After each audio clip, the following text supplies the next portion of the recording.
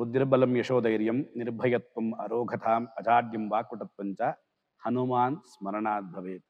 ಕೆಲವರು ಮಾಡದೇ ಇರುವಂಥ ತಪ್ಪಿಗೆ ಶಿಕ್ಷೆಗಳನ್ನು ಅನುಭವಿಸ್ತಿರ್ತಾರೆ.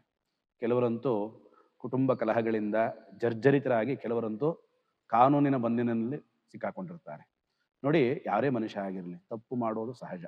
ಅದರಿಂದ ಆಚೆ ಬರಬೇಕು ಅಂದರೆ ಆಂಜನೇಯನನ್ನು ಸ್ಮರಣೆ ಮಾಡಬೇಕು. ನೋಡಿ, ಕೆಲವರಿಗೆ ಮಾಡದೇ ಇರುವಂಥ ತಪ್ಪಿಗೆ ಕಾರಾಗೃಹವಾಸ ಆಗಿರುತ್ತೆ. ಇನ್ನು ಕೆಲವರು ಉದ್ದೇಶಪೂರ್ವಕವಾಗಿ ಕೆಲವರನ್ನ ಜೈಲಲ್ಲಿ ಹಾಕ್ಸಿರ್ತಾರೆ.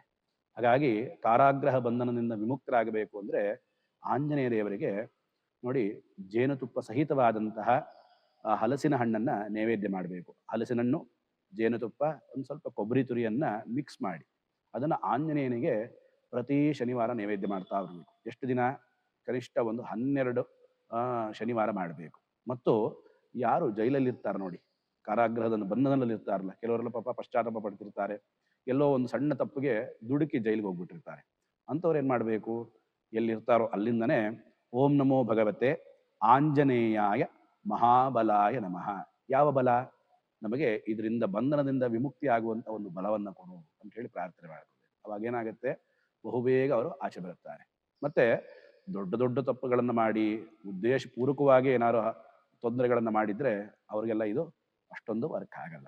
ಹಾಗಾಗಿ ಆಚೆ ಬರಬೇಕು ಅಂದರೆ ಆಂಜನೇಯನನ್ನು ಸ್ಮರಣೆ ಮಾಡಬೇಕು. ಶುಭವಾಗಲಿ.